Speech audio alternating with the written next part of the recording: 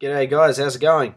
Now, I know I've been away for a while. That's because I've been busy, I've been working, I've been doing other things. Unfortunately I've had a life, and therefore you had to wait for this video. But it's finally here. Gemcraft Labyrinth Field Statistics video. I have made an Excel spreadsheet. I made it ages ago actually, but it had a couple of small calculation errors, so I had to redo it. And now that I can take down commentary, I can actually talk you through it. So this page is pretty much useless. I'll be telling you when you want to pause, and basically this video allows you to go through and do I did all of the hard work of going through, doing all the number crunching, gathering all the numbers and so forth, and working out what sort of maximum scores you could get for each and every single field, all 169 of them, in Gemcraft Labyrinth, save for the 5 crafting pylons. I didn't bother calculating for those because it doesn't actually use the same calculations. It treats the level like a normal game, but it has as many waves as endurance. Anyways, just ignore those 5. This video is for all the statistics, just to show you that I've gone and done this properly. Basically, these are all of the battle amulets, and I'm actually using Excel on Mac to read this, but I made this Excel spreadsheet on a Microsoft PC, and the colors are a little bit stuffed up. Here we go. We've actually got 2 pieces of information inside one cell. That's not cool. That's not what we want. But yeah, anyways, just pretend that all of these are like down one. That's supposed to be there. That's supposed to be, yeah. Okay, maybe if I just highlight them all. I don't know. Anyways, these are all the battle amulets.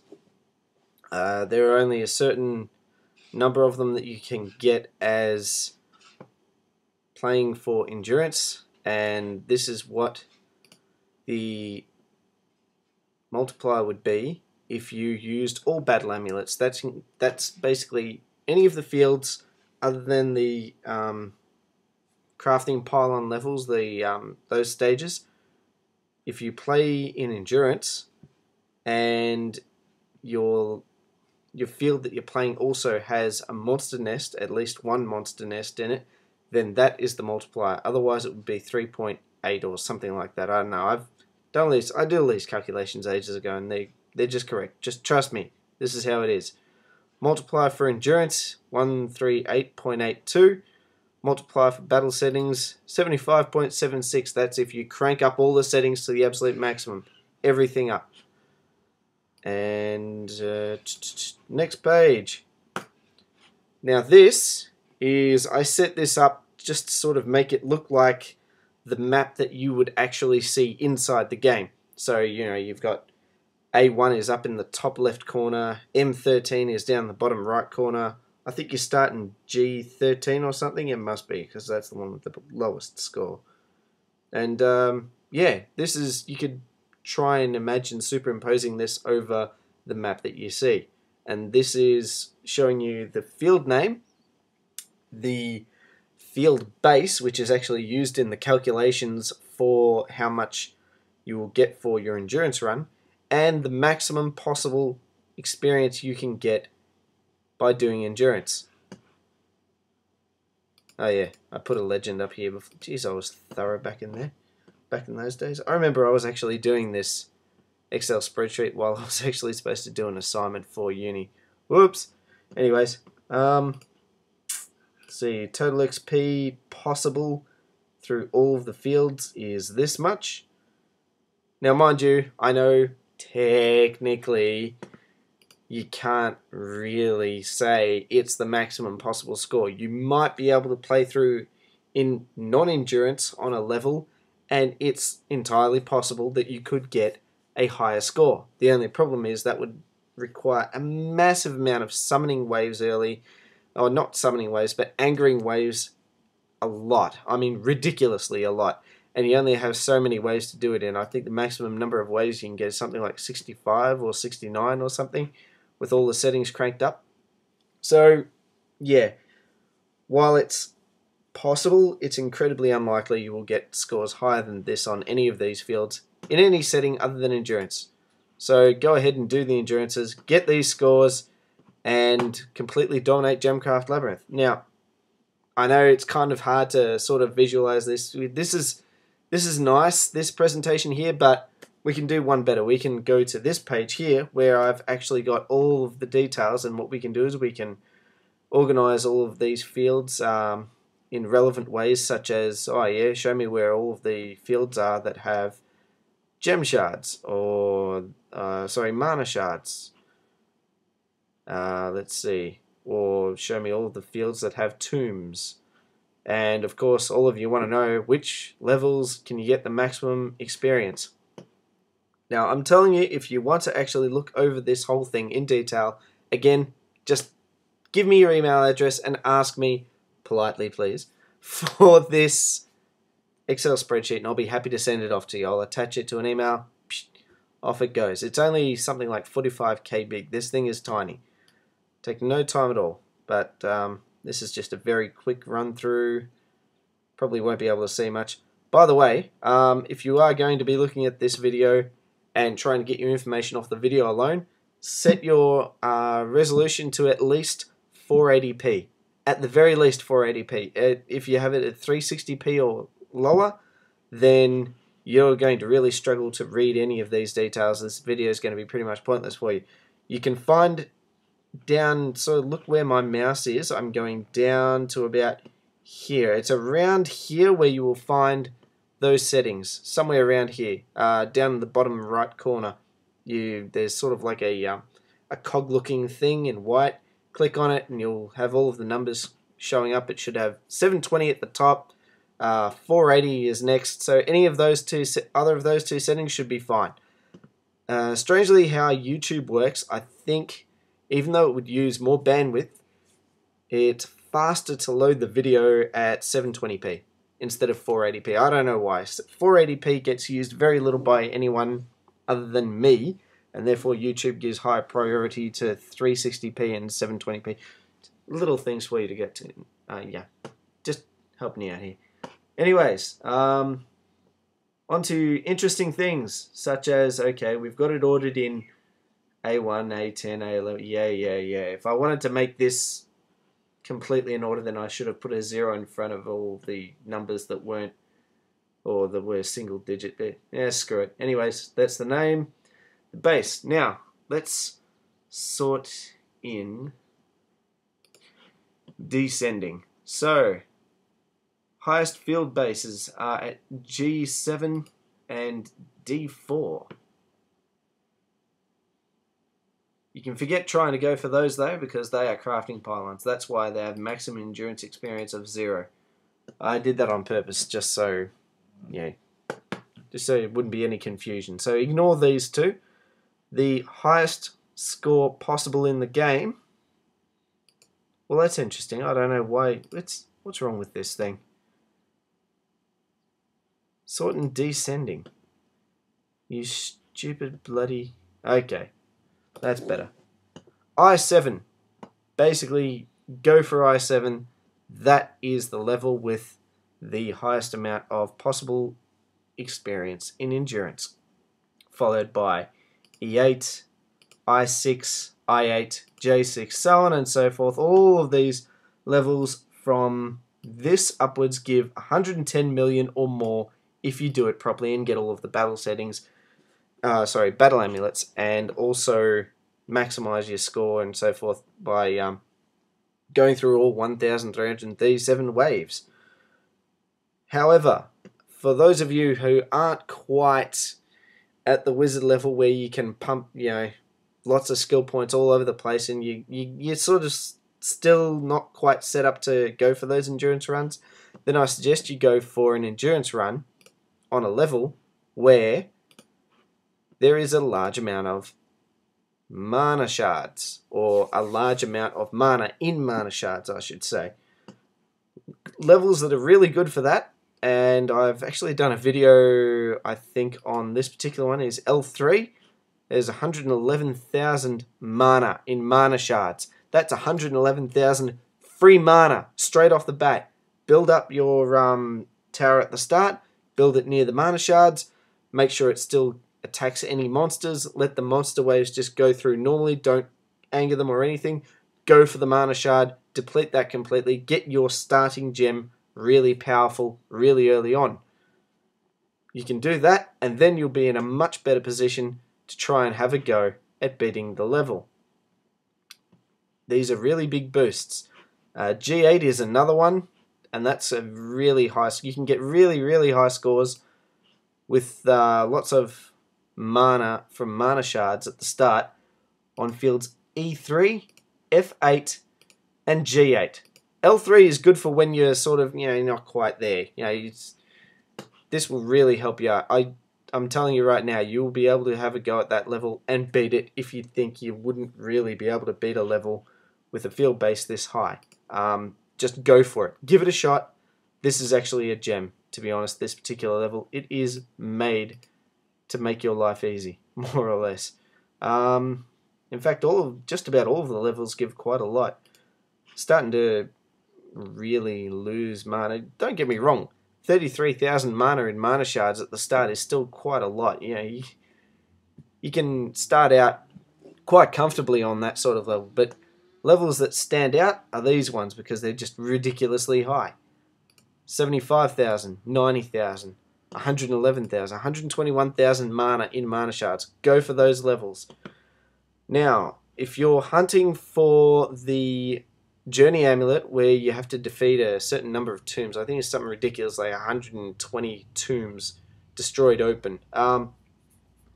That's really simple to get actually. Just go ahead and do endurance runs on these levels. Now A1, to be honest, I didn't really use that one actually. I think I used H8 or E7 where there were 4 tombs and they were really close together. All I had to do was put my tower really close to it.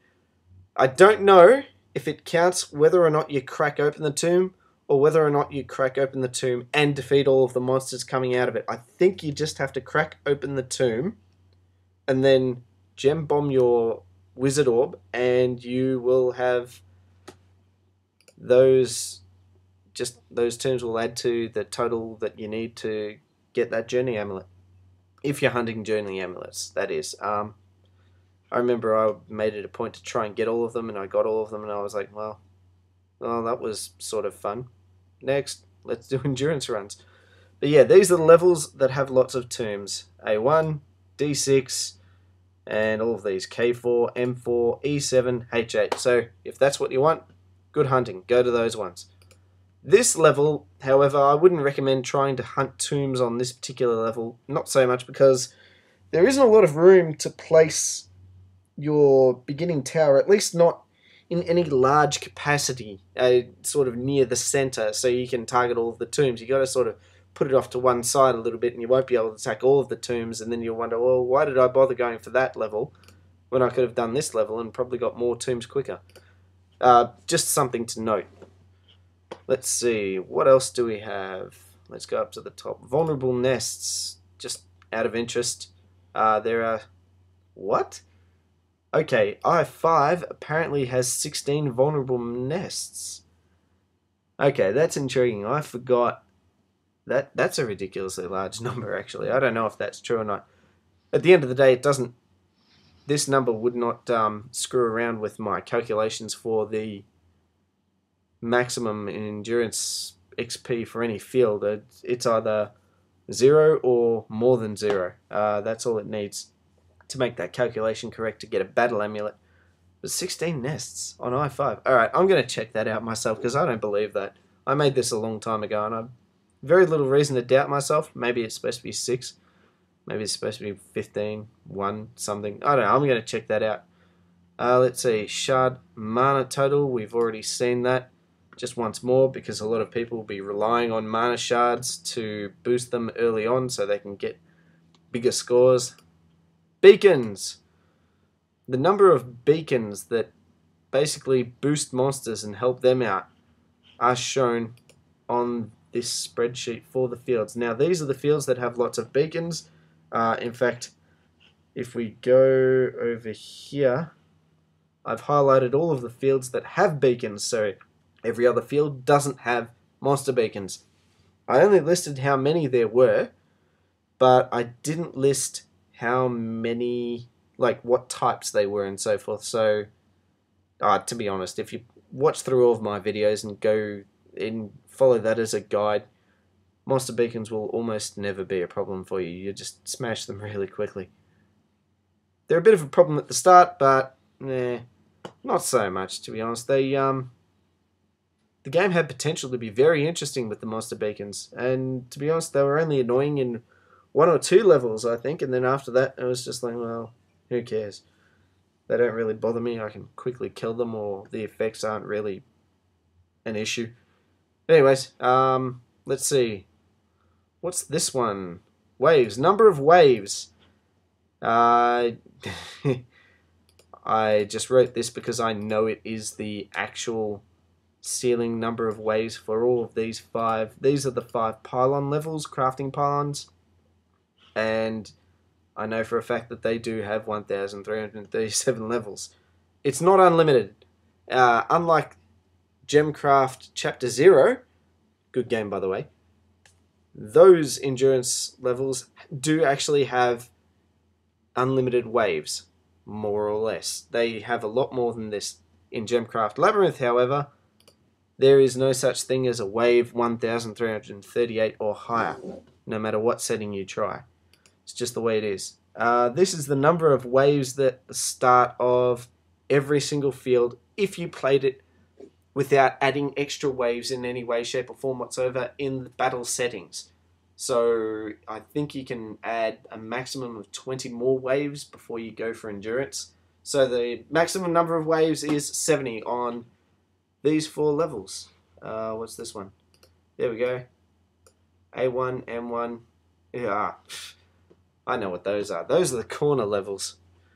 So yeah, okay. The hidden fields at the edges of the corners of the map, 4 corners, they're the ones with the most number of waves. So if by all means you want to try and get the highest score possible or even higher than endurance, go ahead, knock yourself out, go to those 4 fields, give it a shot. I would love to see someone genuinely get a higher score for a field in a non-endurance game than if they did it in the endurance. Honestly, that would blow my mind. I would love to see it. If you have any of those, by all means, take a screenshot of the score or make a video and do a video response for me, whatever. I want to see that. I highly doubt it will happen, but hey, it's possible. Let's see, what other interesting things? One other thing. Gem 1. Sort by lime. And this one we can sort by red or something like that. Okay, so these are the fields that have lime and red at the start. Or another useful one is if you have, let's see, sort ascending. What's happened here? It's basically chopped it up. It hasn't bothered showing me any of them.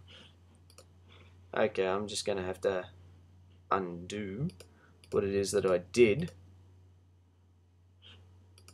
Okay, I can't undo. But basically, these are the levels that give you, if you play like me, then those would be the colours that I would love to start with. Lime, red, bi yellow, and orange a little bit later on. Probably not too much later on. Probably get yellow almost immediately if I've got enough skill points and I'm rich enough at the start of the level, or if I really need it. Yeah, so that just saves you having to waste mana on unlocking colours at the start. Simple as that. Those would be the interesting levels to do it on. G6 and F4, very high scores on those. So, and they have mana shards as well, so something to consider if you're going for high scores really quickly. Anyways, that's about it for this video. I don't think there's anything else I really need to show you. As I said, if you want this Excel spreadsheet, just ask me, and I will be more than happy to send it to you in an email. Show all. Let's see. Show all. for those of you who do actually like yellow, let's sort it with... Oh, okay. There's no yellow and red at the start of any of the fields. That kind of sucks. There's a yellow and lime though, so if that floats your boat, and it's got a mana shard in it as well, 51 million, L13. Boring. We can get higher scores than that. Oh, yellow and orange, if that floats your boat for some reason, if you're doing some sort of endurance run on swarms or something, that's got a pretty high field base. At G2, go for that one. Yeah, anyways, that's enough. Catch you later. Hope you enjoyed the video. Rate, comment, subscribe, all of that stuff. See ya.